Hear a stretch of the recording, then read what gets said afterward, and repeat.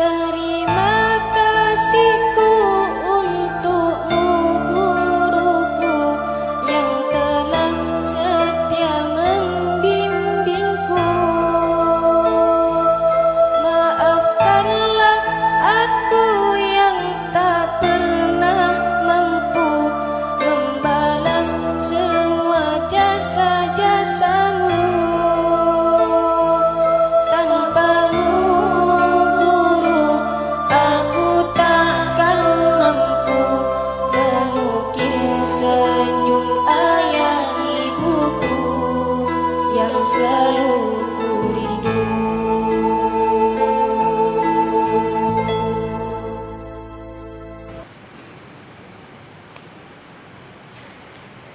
Assalamualaikum warahmatullahi wabarakatuh. A'udzu billahi minasy syaithanir rajim. Bismillahirrahmanirrahim. Halaman 86. Sudah kita terangkan bersama bahwa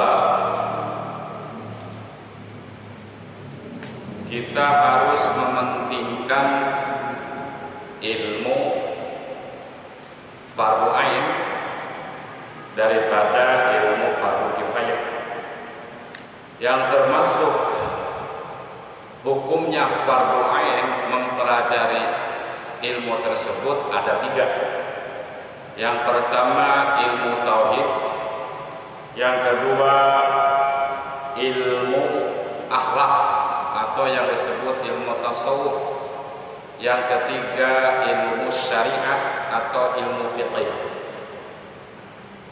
Sudah kita bahas pula bahwa ilmu tauhid adalah ilmu yang mana seseorang bisa mengenal Allah mulai dari sifat-sifat Allah, baik yang wajib terhadap Allah ataupun yang mustahil. Ilmu tauhid yang menjadikan seseorang beriman adanya malaikat, menjadikan seseorang beriman adanya kitab-kitab Allah, menjadikan seseorang beriman terhadap rasul-rasul Allah, adanya hari kiamat, dan hal-hal yang gaib yang lainnya. Percaya bahwa pahala itu ada, percaya bahwa pertanyaan munkar nakir itu ada, percaya bahwa surga itu ada dan neraka itu ada. Itu ilmu tauhid. Bahkan Al-Quran, Allah Subhanahu wa Ta'ala telah menjelaskan di dalam awal suratul Baqarah, Al-Quran akan menjadi petunjuk, Al-Quran akan menjadi pembimbing, pemandu untuk siapa? Lil muttaqin, adalah untuk hamba-hamba Allah yang mau bertakwa. Siapa? Alladzina yu'minuna bil ghaib, adalah orang-orang yang tertanam di dalam hatinya suatu keyakinan akan adanya hal-hal yang gaib, adanya surga, adanya neraka, adanya pahala, adanya siksa, adanya pertanyaan munkar nakir dan seterusnya. Lalu yang kedua, yang hukumnya fardu ain adalah ilmu akhlak atau yang disebut ilmu ahwalul qalbi. Sampai di situ. Wa amma ilmu ahwalil qalbi, bahwa ayyarifa syahsu anna lil qalbi akhlaqan mahmudatan fayaf'aluha wa akhlaqan mazmumatan fayataba'adu minha fayataba'adu anha. Wa amma ilmu ahwalil qalbi, lan andepon utawi ilmu biro-biro tingkahe hati. Wa amma ilmu ahwalil qalbi, dan adapun ilmu yang membahas tentang keadaan hati, iku fahuwa, maka utawi ilmu ahwalil qalbi iku ayarifa, mengetahui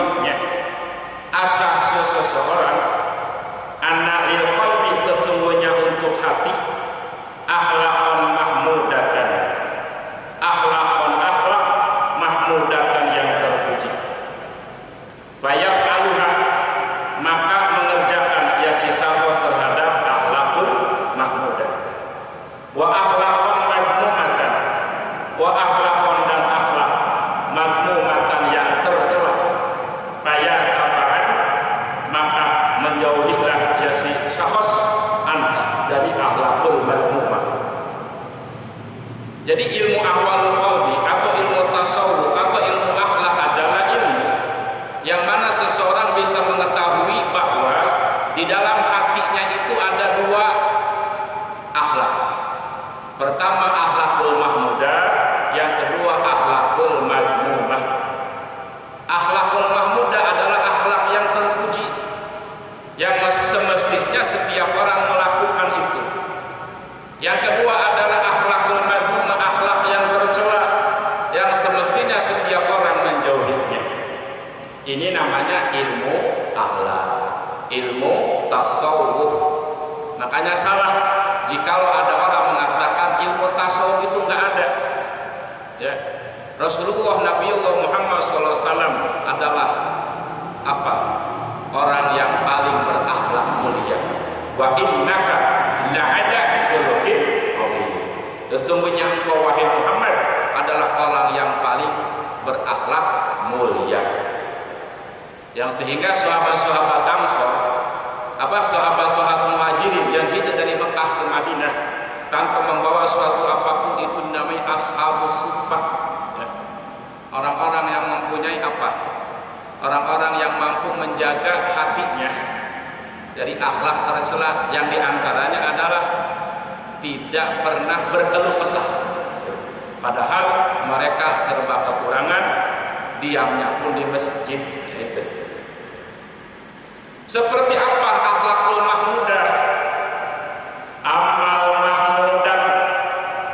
Adapun akhlak yang terpuji, andapun utawi akhlak kang den puji.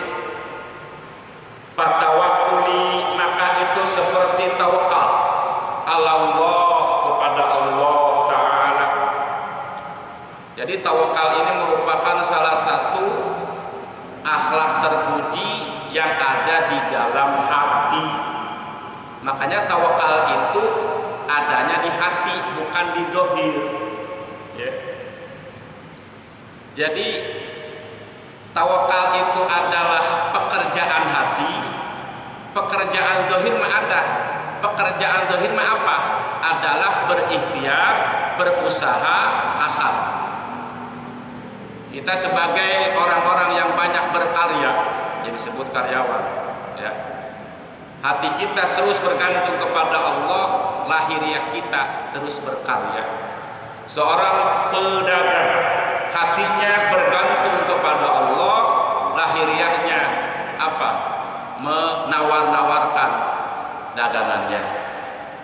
Seorang petani, hatinya bergantung kepada Allah, lahiriahnya mengelola sawahnya, pertaniannya. Dan tawakal ini merupakan salah satu kunci diberikan kemudahan oleh Allah Subhanahu wa Ta'ala. Tawakal adalah merupakan salah satu kunci dicukupinya segala kebutuhan hidup kita. Allah Subhanahu wa Ta'ala berfirman, wa may yatawakkal 'ala Allah fa huwa hasbuh. Barang siapa yang bergantung kepada Allah, maka Allah akan mencukupinya. Jadi kalau kita bergantung kepada Allah, maka Allah lah yang mengurus segala urusan kita. Tetapi ketika kita bergantung kepada dunia, maka Allah memasrahkan urusan kepada dunia. Siapa dunia? Perusahaan. Kita bergantung kepada perusahaan, perusahaan akan ada bangkrutnya. Ketika bergantung kepada manusia, seorang pejabat ada pensiunnya, ada batasannya. Bergantung kepada orang kaya ada miskinnya. Maka bergantunglah kepada Allah Subhanahu wa Ta'ala. Jadi tawakal itu merupakan akhlakul mahmudah fil qalbi, merupakan akhlak terpuji yang ada di dalam hati. Satu. Yang kedua, wal ikhlas lahu subhanahu wa ta'ala. Dan ikhlas. Apa ikhlas? Mengerjakan sesuatu amalan baik, mengerjakan perbuatan baik semata-mata berharap ridho Allah Subhanahu wa Ta'ala. Kita sekarang ngaji, alhamdulillah, merupakan suatu anugerah yang amat besar ketika seseorang Allah berikan kemampuan untuk bisa beribadah, untuk bisa menghadiri pengajian. Yang mana orang pada sekarang masih ada di mana? Di pasar, masih ada di mana? Di tempat kerja, bahkan masih ada yang bobol-bobol sama oli, bobol-bobol sama kotoran. Alhamdulillah, kita sekarang ada di tempat yang mulia, yang duduknya saja lebih baik daripada 100 rakaat sholat sunat. Mantap ya. Ikhlas, berharap kepada Allah saja akan suatu perbuatan baik yang kita lakukan. Ketika semua didasari ikhlas, maka akan istiqomah. Kalau kita mengerjakan suatu amal baik karena manusia, tidak akan lama. Ternyata saya rajin sedekah, kok nggak ada ya yang bilang saya dermawan. Udah berhenti. Ya. Ternyata ketika saya rajin sholat, rajin puasa, nggak ada yang nyebut saya ahli ibadah. Udah berhenti. Ya. Atau berbuat suatu amal baik karena dunia, karena ingin dibayar, ya, itu pun sama, nggak bakalan istiqomah. Kenapa? Karena nggak ada yang bayar. Tetapi ketika tujuannya Allah, maka akan Allah berikan keistiqomahan. Kenapa? Karena istiqomah bahkan itu lebih baik daripada 1000 pemuliaan.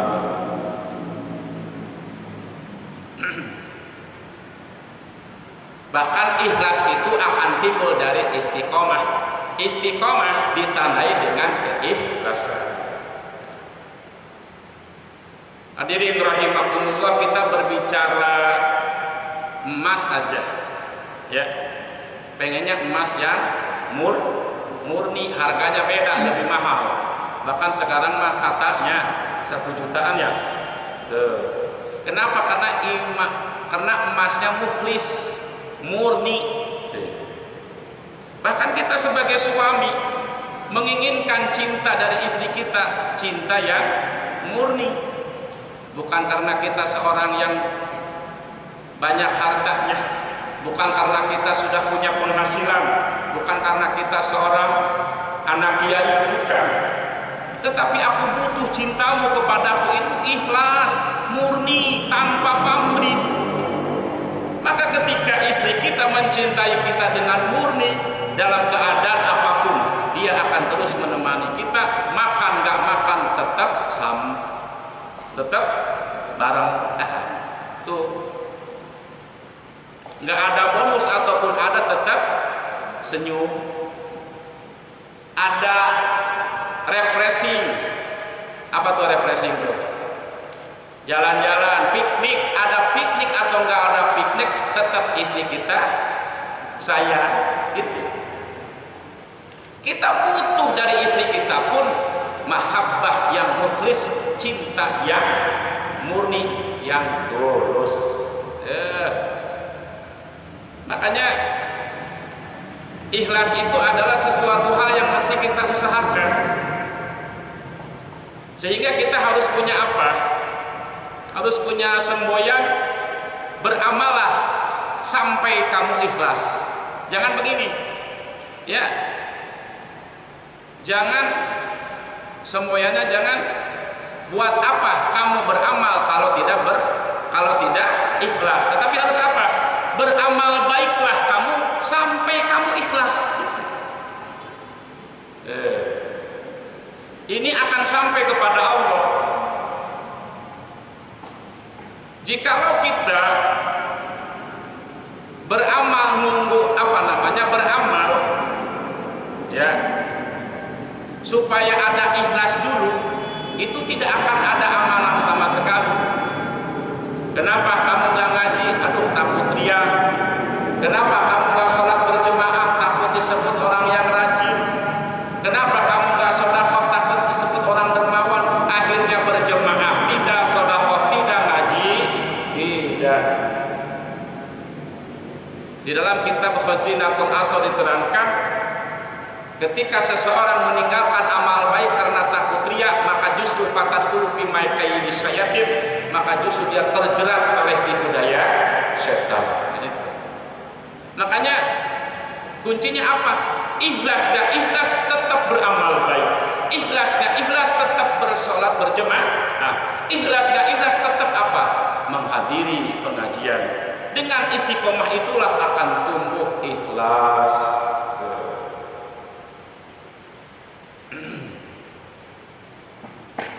Dua kah? Yang ketiga, walhamdu, memuji. Memuji ini adalah merupakan salah satu akhlak terpuji yang ada di dalam hati.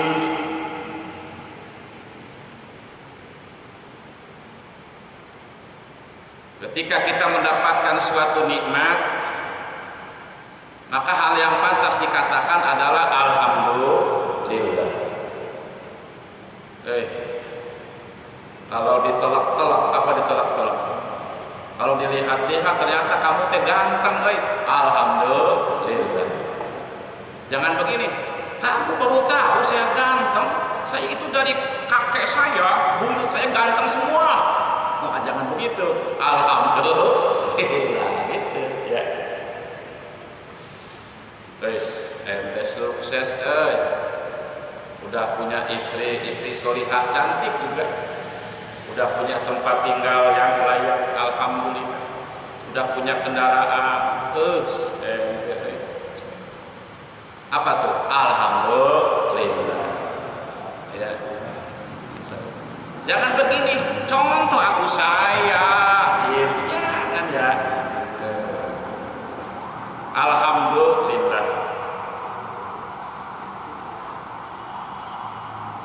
Yang tadinya kita lemes, ya, lelah, ini pun nyut-nyutan, lalu kita istirahat, tidur. Begitu bangun tidur, apa? Fresh kembali, semangat kembali. Itu adalah nikmat dari Allah, maka katakan alhamdulillah. Karena ini tidur, alhamdulillahilladzi ahyana ba'dama amatana wa ilaihin nusyur.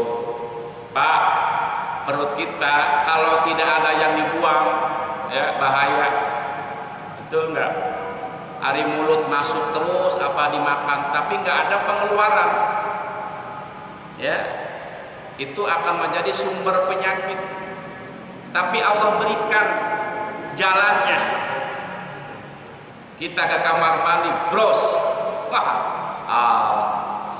ada nikmat bukan? Nikmat. Maka keluar dari kamar mandi katakan alhamdulillahilladzi azhaba anil azab wa afani. Bahkan di dalam Kifayatul Azkiyah di awal sudah diterangkan hadis Rasulullah SAW menyatakan alhamdulillah amanun lizawali nikmat. Mengucapkan alhamdulillah adalah merupakan perisai dicabutnya nikmat oleh Allah Subhanahu wa taala. Jadi kalau kita mendapatkan nikmat yang langgeng, nikmat yang terus-menerus, jangan pernah bosan mengucapkan alhamdulillah. Makanya salah satu yang dicontoh kalau Rasulullah SAW bacaan setelah sholat baca apa? Alhamdulillah 33 kali.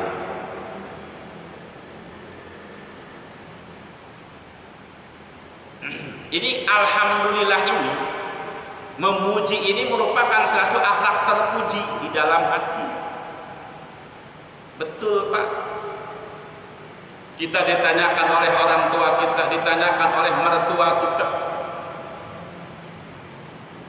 Dek, gimana kabar kamu? Alhamdulillah, gitu. Neng, gimana suami kamu sehat? Alhamdulillah, padahal lagi terbaring.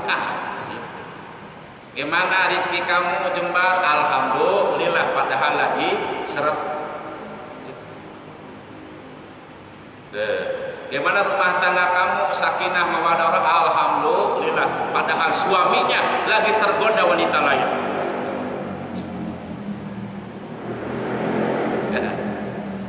suaminya terpincut oleh PK, pemandu kafe. Ya Allah, tapi selalu mengatakan alhamdulillah, tidak berkeluh kesah. Nah, iya. Ini akhlak terpuji. Selanjutnya apa lagi? Wasyukru, bersyukur, wasyukri ya, dan bersyukur, mensyukuri ala ni'ami, atas nikmat-nikmat Allah yang telah Allah berikan kepada kita.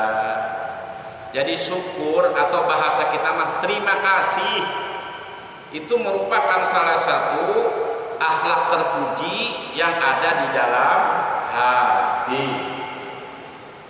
Baik itu nikmat, ya kan, melalui pelantara manusia, ya. Apakah itu seorang istri, apakah itu seorang teman, apakah itu orang tua, apakah itu manusia. Orang yang berakhlak mulia selalu mengatakan terima kasih. Ya, jazakallahu khairan katsiran.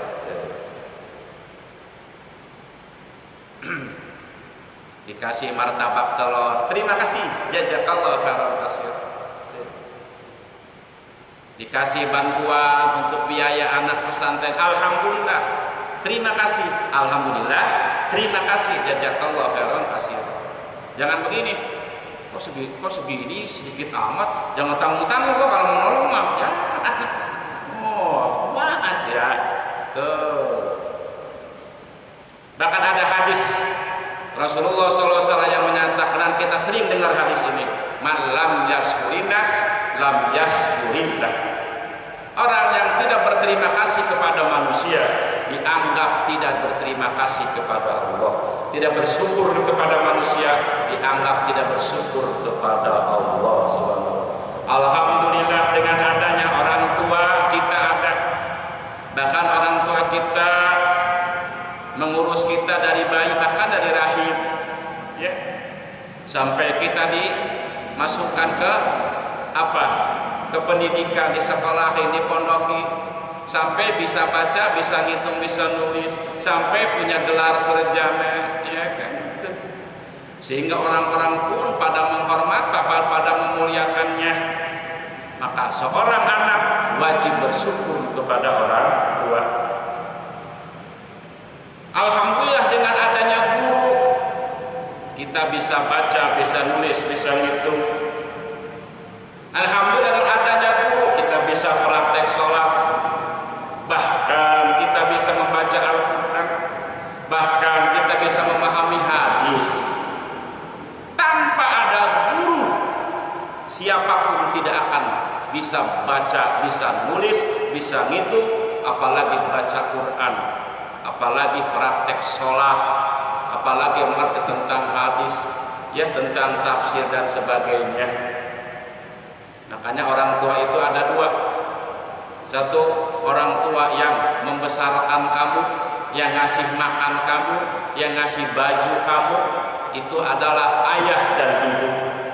Yang kedua, orang tua yang ngasih kamu ilmu, yang sehingga dengan ilmu tersebut kehidupanmu menjadi bernilai. Kata-katamu didengar oleh orang, kehadiranmu dibutuhkan oleh orang karena ilmu. Siapa?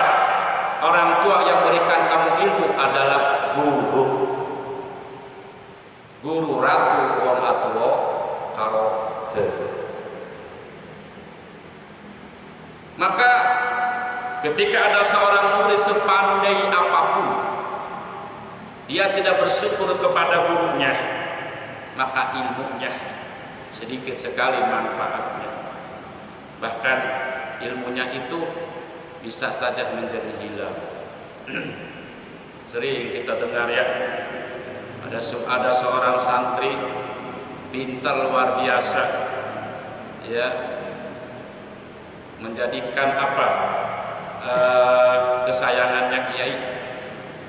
Suatu hari dia tidak ada di pengajian, ditanyakan lagi ngisi ceramah, ngisi ceramah. Jadi gurunya itu kiai itu tuh ya, Habib ya, apa itu ya, ada ya kisahnya. Jadi Habib gurunya itu Habib ya, kata gurunya itu ya udah nggak apa-apa, cuman orangnya di sana, ilmunya di sini ya. Maka ketika dia naik ceramah nggak bisa apa-apa. Nah itu ya, pengarang kitab Alfiyah, Ibnu Malik ya, gurunya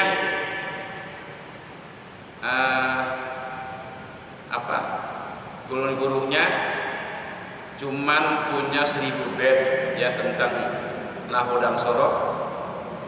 Alfiyah Ibnu Mukti ya, Ibnu Mukti, gurunya itu Ibnu Mukti, muridnya Ibnu Malik ya. Sementara dia sebagai murid mampu menyusun nazoman 2000 bait. Sombong dikit kepada gurunya, yang 1000 hilang punya dia, yang 1000 lagi tidak ada. Padahal gurunya sudah wafat. Ya. Akhirnya nyesel, ziarah kepada makam gurunya, kembali lagi itu ilmu. Oh, luar biasa ya. Ini pengertian man lam yaskurinas lam yaskurillah. Siapa yang tidak bersyukur kepada manusia, maka tidak bersyukur kepada Allah. Kita lihat ya teman-teman semua, hadis tersebut tidak menyatakan an-nasal mukmin, al-muslim tidak, nas manusia baik. Tidak menyatakan manusia muslim, tidak menyatakan manusia kafir. Makanya kita pun harus bersyukur, berterima kasih kepada kafir, kepada non muslim. Orang kita aja kerja di siapa? Kita kerja di siapa? Tuh. Kan yang ngurusnya, manajernya orang kita, orang muslim. Yang punya siapa? Tuh ya. Maka kita harus berterima kasih walaupun itu non muslim. Ini peci yang dipakai made in Cina. Ini sejadah made in Cina. Bahkan tas made in Cina. Tuh, ya. Yang tidak boleh itu toleransi dalam masalah akidah ya. Seminggu ke gereja, seminggu di masjid, itu nggak boleh. Lakum dinukum waliyat la a'budu ma ta'budun wala antum abiduna ma a'bud. Itu adapun berterima kasih mah diperintahkan. Makasih ya kok gitu. Singko baik. Diskon atau ya sok diskon tuh yang lumayan kan. Harus pandai-pandai berterima kasih. Karena terima kasih atau bahasa Arabnya syukur adalah merupakan salah satu akhlakul mahmudah yang harus ada di dalam hati kita.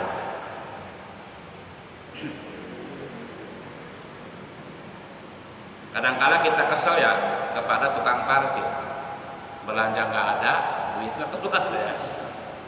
Tapi nggak apa-apa, dia mau menjagai kendaraan kita 2.000, nah, hitung-hitung syukur ya, terima kasih. Nanti ditandain, wah ini orang ini nih kalau parkir nggak pernah ngasih, ya bahaya kan? Ini. Lalu selanjutnya wat taubati, dan tobat. Nah ini tobat ini merupakan akhlak terpuji yang mesti ada di dalam hati. Apa itu tobat? Ar-ruju'u ilallah ya. Amma yuzamu ilama yundahu. Kembali kepada Allah dari perbuatan yang tercela ke perbuatan yang terpuji. Kembali kepada Allah dari perbuatan maksiat ke taat.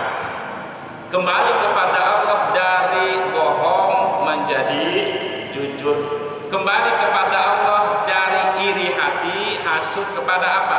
Kepada ridho, rela, ya.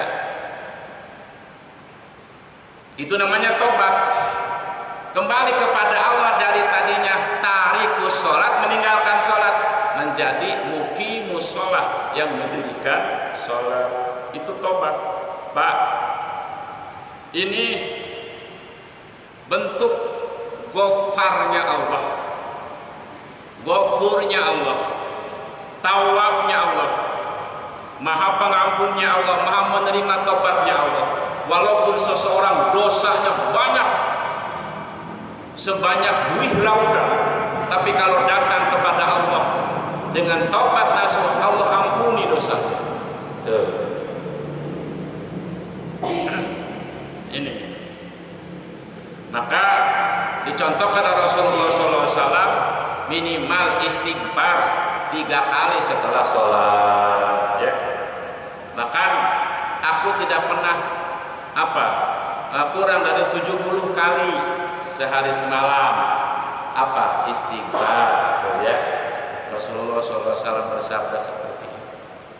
Dalam hadis Imam Muslim diterangkan, manis ma'asoro manis tagfaro walau ada kula yaumin sab'ina marrotan. Tidak termasuk orang yang membiasakan maksiat, tidak termasuk orang yang membiasakan berbuat dosa, orang tersebut yang istighfar. Walaupun sehari dia melakukan dosa 70 kali, walaupun sehari 70 kali, tapi dia mau istighfar, itu tidak termasuk orang yang al-musir, orang yang membiasakan berbuat dosa. Luar biasa Islam, ya. Apalagi kita sholat dengan wudu, ketika mencuci kedua tangan berjatuhanlah dosa. Yang dilakukan oleh tangan ketika kita kumur-kumur, maka berjatuhanlah dosa yang dilakukan oleh lidah. Ya. Udah sholat kita, mulai sholat, begitu ruku Allah simpan dosa-dosa kita di pundak kita. Begitu ruku maka berjatuhan. Begitu sujud Allah simpan di kepala, maka dosa-dosa tersebut berjatuhan. Yang sehingga Rasulullah SAW mengumpamakan sholat 5 waktu itu bagaikan kamu mandi sehari 5 kali. Bagaikan sungai yang ada di depan rumahmu yang airnya dingin, lalu kamu mandi sehari semalam 5 kali, fala yabqa min dzalika amdanasu, maka tidak akan tersisa kotoran. Ya. Ini tobat. Salah satu nasihat Rasulullah SAW terhadap Abu Dzar adalah apa? Wattabi'is sayyi'atal hasanata tamhuha. Wattabi'is sayyi'ah al hasanah. Ketika kamu berbuat dosa, buru-buru berbuat kebaikan. Gitu. Tamhuha, maka kebaikan tersebut akan menghapus dosa kamu. Ya. Umpamanya tadi kita ada pembicaraan yang nyakitin, buru-buru maaf ya, udah maaf, ngomong lagi nyelekit, maaf ya. Sengaja ya. Jadi ketika berbuat maksiat, buru-buru berbuat taat. Ketika berbuat dosa, buru-buru berbuat kebaikan, maka akan Allah hapus. Iya. Siapa sih laki-laki normal yang tidak melotot ketika melihat penampilan seorang wanita seksi? Ya kan? Betul tidak? Dosa nggak? Dosa. Tapi buru-buru wudu. Buru-buru wudu. Ya. Hindar, hilang. Ada lagi melotot lagi, buru-buru wudu. Yang parah dosa terus, wudu tidak, sholat apalagi, ya. Satu tik-tik hitam terus, tik-tik hitam, akhirnya hitam semua. Ketika sudah hitam, hatinya maka jadi keras. Ketika sudah keras, tidak akan menerima nasihat-nasihat dari orang lain. Ya. Dah. Lalu selanjutnya walhaw, takut. Ini takut ini, ya, merupakan salah satu akhlak terpuji. takut sholat kita tidak diterima, maka berusaha untuk mengkaji ilmu sholat. Takut ibadah haji kita tidak diterima, maka kita dalam mempelajari ilmu manasik haji. Gitu. Takut bacaan Quran kita tidak benar, maka kita mempelajari ilmu tajwid. Itu khauf. Khauf itu harus ada yang akan timbul ke hatian, ya. Ketika ada khauf, aduh ini berkendaraan takut apa? Kena kecelakaan, doa dulu, periksa dulu apa kondisi kendaraan kita. Khauf, ya. Ketika mau makan harus ada khauf. Bersih apa tidak? Ya. Ini khauf ini penting, yang tidak boleh berlebihan. Takut kepada Allah Subhanahu wa taala, ya. Yang sehingga kita berusaha untuk menjadi dicintai Allah Subhanahu wa taala. Selanjutnya apa roja? Apa roja? Berharap kepada Allah, optimis. Nah, jadi optimis ini besar harapan. Ini merupakan salah satu akhlak terpuji yang mesti dimiliki oleh seseorang. Ya. Betul Pak, kalau hidup tidak ada roja, putus asa. Putus asa. Kalau hidup tidak ada roja, tidak ada berharap kepada Allah Subhanahu wa taala, kita tidak mau berdoa karena tidak ada roja. Ya, tidak ada harapan. Bahkan cenderung kemana? Cenderung ke putus asa, akhirnya bunuh diri gara-gara ditolak oleh si Elis. Ketika ditolak oleh seorang wanita naik ke pohon kelapa, masih banyak yang melahirkan perempuan. Ya. Ketika kita putus kerja, ya, jalan rezeki bukan hanya kerja, banyak dagang, ya kan, bertani, itu semua, bawah, atas, kiri, kanan, depan, belakang, semua rezeki sudah Allah sediakan, tergantung kitanya mau rajin atau tidak menjemput rezeki tersebut. Mau nikah, nikah saja. Saya belum bekerja, memang yang ngasih rezeki siapa? Mau nikah, nikah saja.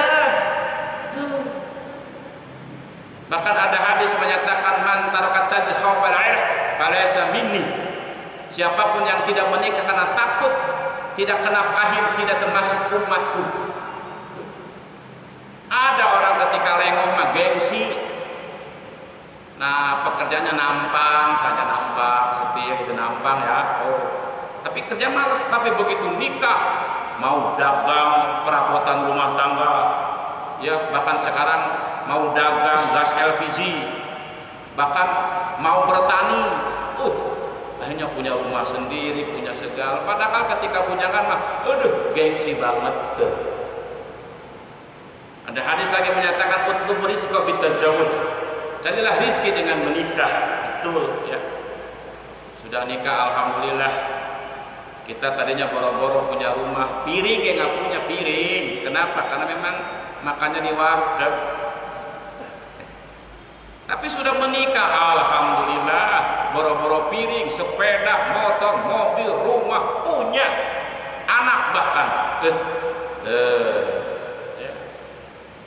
Apalagi ini mah jalan rezeki sudah ada, wajah tampan, ganteng, pinter, rumah punya ada, belum menikah, nunggu apa lagi? Gitu ya. Nunggu apa lagi itu? Nah ini roja, besar harapan kepada Allah Subhanahu wa taala. Apalagi zuhud. Zuhud ini apa? Tidak terikatnya hati oleh harta kekayaan. Alhamdulillah. Umpamanya kita diberikan oleh Allah rezeki yang banyak, harta yang banyak, tanah ratusan hektar, ya, perusahaan di mana-mana, tapi semua tidak ada di hati. Itu namanya zuhud.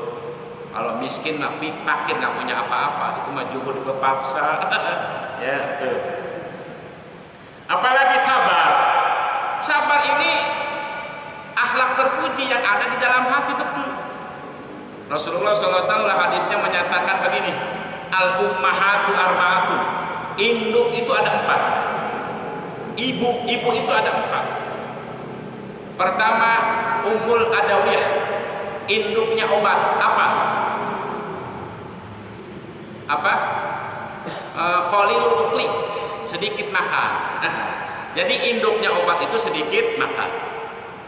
Yang kedua, Ummul Ibadah, induknya ibadah adalah apa? Tarku dzunub, tidak melakukan dosa. Maka tidur pun ibadah. Kenapa? Karena selama kamu tidur, kamu tidak melakukan dosa. Yang ketiga, apa? Ummul Amani, ya, induknya tercapainya cita-cita apa? As-sabru, sabar. As-sabru, sabar. Jadi ingin tercapainya cita-cita, ibunya apa tuh? Sabar. Cita-cita pengen apa nih? Harus sabar. Tahap, 2 tahap terus gitu kan.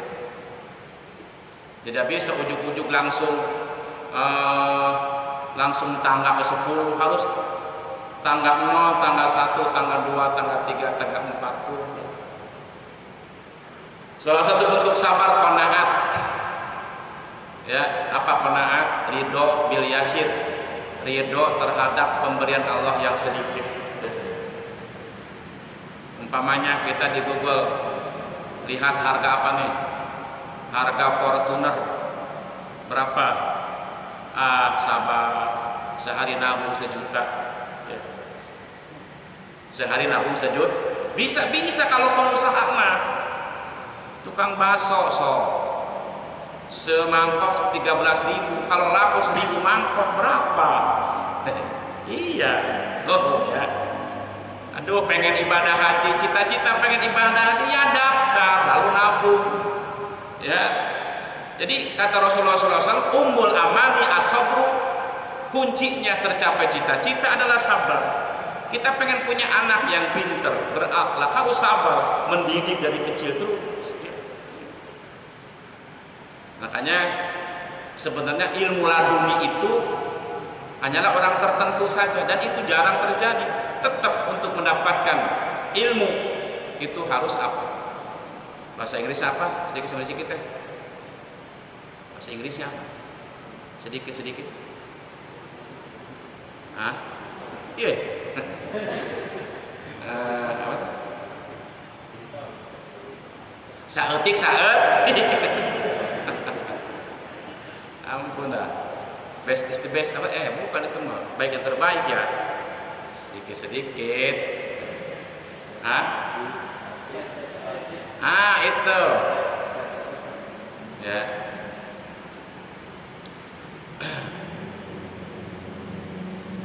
Yang keempat, ummul adab. Induknya adab itu adalah apa? Qilatul kalam. Sedikit ngomong. Lalu wal mahabbah, dan mahabbah. Mahabbah ini akhlak terpuji di dalam hati, betul. Mahabbah ini sangat penting sekali dimiliki oleh setiap orang. Seorang kiai disebut hebat, kenapa? Karena muridnya ada mahabbah kepada gurunya. Jadi seseorang hebat, seseorang mulia, kenapa? Karena ada mahabbah orang tersebut. Ya. Seseorang sampai lama-lama kuat di masjid, kenapa? Karena ada mahabbah kepada Allah. Seorang suami banting tulang peras keringat, berangkat pagi pulang sore, kepala dijadikan kaki, kaki dijadikan kepala. Kenapa? Karena ada mahabbah terhadap keluarga. Kopi akan nikmat diminumnya, disurudutnya, ketika yang bikin kopi penuh dengan mahabbah, dengan cinta. Nenek moyang kita berani sengsara, mengorbankan harta bahkan jiwa. Kenapa? Karena mereka cinta tanah air. Hubul waton minal iman. Keluar aja semboyan itu, hubul waton minal iman, cinta tanah air sebagian daripada iman. Kita mahabbah kepada guru, bos, pokoknya guru saya yang hebat. Tapi bagi orang yang benci, nggak ada apa-apanya. Gelarnya menderet Profesor Dr. Kiai Haji, bahkan turunan-turunan apa? Turunan baik-baik, ya. Bahkan keturunan dari ke-9 dari Sunan Gunung Jati. Tapi untuk orang yang benci nggak ada itu gelar. Disebut namanya saja. Kenapa? Karena nggak ada mahabbah. Makanya mahabbah itu penting, ya. Mahabbah itu penting sekali tertanam di dalam hati kita. Seorang pembantu ngepel, kalau hanya sebatas melaksanakan tugas kewajiban, ngepelnya nggak bakal bersih. Tapi ketika disertai kewajiban dan mahabbah, cinta kepada yang punya rumah, yang ngegaji dia, ngepelnya pasti bersih, karena ngepelnya dibarengi dengan cinta. Gitu. Di dalam Al-Quran pun Allah Subhanahu wa Ta'ala menyatakan, ketika kamu bersedekah, janganlah diikuti dengan kata-kata yang menyakitkan. Wala tubtilu shadaqatikum bil manni wal adza. Janganlah engkau batalkan pahala sedekah bil manni dengan mengungkit-ungkit, wal adza, dan kata-kata yang menyakitkan. Kenapa? Karena ketika sedekahnya tidak mahabbah, tapi dia sedekah dibarengi dengan mahabbah, ya, maka justru dia malah minta doain ya. Penting sekali mahabbah. Para sahabat baik muhajirin ataupun ansor, ya, luar biasa. Diajak perang semangat. Kenapa? Karena mahabbah terhadap Rasulullah SAW. Bahkan Rasulullah SAW dalam hadisnya riwayat Imam Muslim menyatakan, la yu'minu ahadukum hatta akuna ahabba ilaihi min walidayhi wa walidihi wan nasi ajma'in. Tidak sempurna iman kamu sehingga aku dicintai olehnya daripada kedua orang tua, daripada anaknya, daripada seluruh manusia. Makanya berbicara mahabbah tidak ada istilah berlebihan, ya. Walaupun memang cinta itu berlebihan, betul. Capek, tidak terasa capek karena cinta. Omongan pun di luar apa? Logika, ya. Coba bayangin, karena cinta ngomongnya berjuta-juta bintang di langit, hanya satu yang bercahaya, kan bohong. Segitu banyaknya nggak bercahaya, cuma satu, ya. Berjuta-juta wanita cantik, hanya engkau yang kucinta. Para sahabat begitu melihat Rasulullah SAW, bahasanya apa? Tola'al badru alaina min saniyatil wada. Tola'al badru, telah datang bulan purnama. Padahal manusia itu apa? Saking mahabbahnya kepada Nabi Muhammad sallallahu alaihi wasallam. Apalagi waridho. Nah, ridho pun apa? Merupakan salah satu akhlak terpuji yang mesti dimiliki oleh hati. Ridho ini perlu sekali untuk keluarga, untuk organisasi, berteman, ya kan? Menjadi seorang pengurus masjid atau pengurus apapun harus ada ridho, rela, ya. Ridho. Ridho tuh bahasa Arab, bahasa kitanya apa? Rela. Bahkan ridho ini merupakan di dalam apa usul fikih dinyatakan ar-ridho sayyidul ahkam. Ridho itu tuannya seluruh hukum. Umpamanya terjadi nih antara dua keluarga terjadi pecekcokan, ya, karena kasus berantem umpamanya anak dan anak, yang sehingga yang satu ada yang babak belur, ya. Harus sama kemana, entah ke kepolisian, Tapi kata keluarga yang babak belur teh, ya udahlah, nggak usah. Kita kekeluargaan aja, selesai. Seorang suami dulu ketika akad nikah, mas kawinnya dihutang. Mas kawinnya mah gede, 100 gram. Dihutang. Coba kalau harga sekarang 1 juta, 100 juta. Kalau dulu cuma 95.000 segram ya. Istri kitanya soleh, orang cinta kepada kita, udah mas kawin, udah ridho, udah bebas, gitu ya. Hutang kalau tidak diridhoi sampai akhirat terus. Tapi kalau ridho, udahlah bebas, selesai. Gitu. Seperti hutang kita ke bank ya, kalau mati selesai ya. Dan makanya kalau punya hutang ke bank buru-buru. Jangan ya. Waridho bil qada dan wazikrul maut. Terakhir nih, akhlak terpuji adalah zikrul maut, mengingat mati.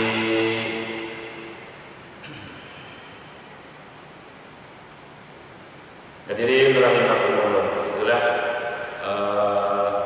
kajian kita pada kesempatan ini tentang akhlakul mahmudah, akhlak terpuji ya, yang mesti berada dalam hati kita, yang mesti kita amalkan, yang mesti kita pergunakan. Mudah-mudahan yang tadi semua ya, mudah-mudahan Allah simpan, Allah tanamkan di dalam hati kita semua ya.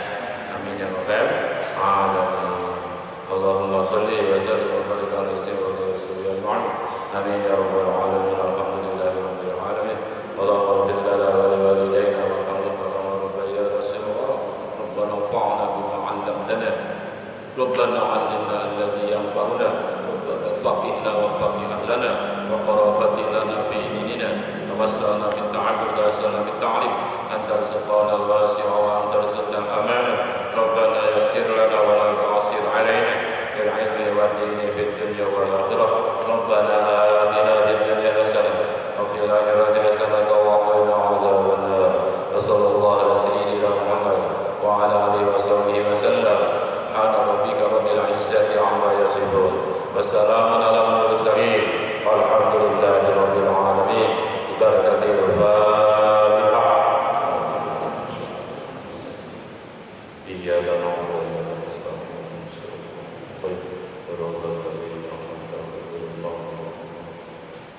Sekian, wallahul muwaffiq ila aqwamit thoriq. Wassalamualaikum warahmatullahi wabarakatuh.